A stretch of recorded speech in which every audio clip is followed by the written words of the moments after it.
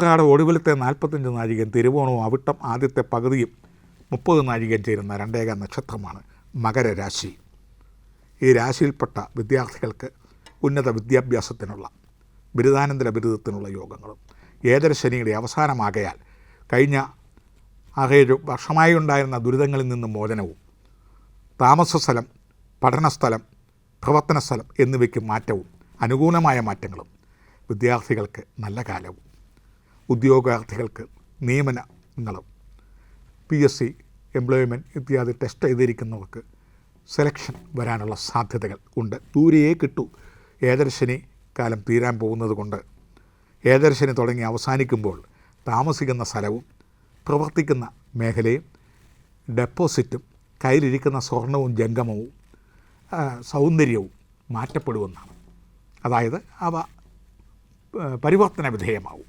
Transfer, വീട് മാറ്റം, തൊഴിൽ മാറ്റം, പഠനമാറ്റം, ബാങ്കിലെ ഡെപ്പോസിറ്റ് മാറ്റം, സ്വർണം മുതലായത് പണയമോ വിറ്റോ ചെയ്ത് വേറെ ഉരുപ്പിടിയാക്കി മാറ്റുക, വസ്തുവും വീടിനും വേണ്ടി പണച്ചെലവ്, വസ്തുക്കൾ വാങ്ങിക്കൂട്ടാനും പെര മോടി പിടിപ്പിക്കാനും കനകവേഷഭൂഷണാദികൾക്കും മറ്റാർക്കെങ്കിലും ദാനം, ഡൊണേഷൻ, കുടുംബസ്ഥർക്കാണെങ്കിൽ സന്താനങ്ങൾക്ക് പെര വെച്ച് കൊടുക്കുക, പാർട്ടീഷൻ നടത്തുക, അവരുടെ ബിസിനസ്സിന് വേണ്ടി പണം മുടക്കുക, ഇങ്ങനെ നല്ല രീതിയിൽ കൊഴുത്ത രീതിയിലുള്ള പണച്ചെലവുകൾ വരുന്ന ഒരു കാലഘട്ടമാണ് ഉത്രാടം, തിരുവോണം, അവിട്ടം ആദ്യ പകുതിയിലുള്ള മകരരാശിക്കാർക്ക്.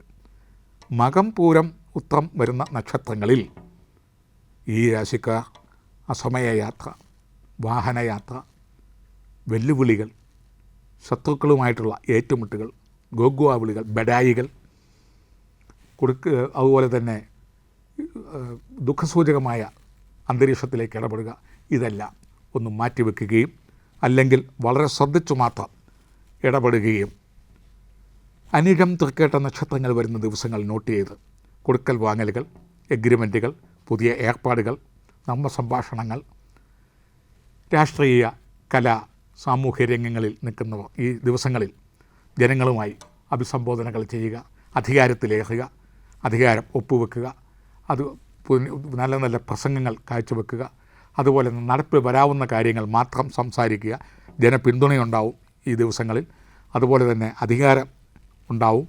അതുപോലെ തന്നെ സാമ്പത്തിക ലബ്ധി വന്നു ചേരും.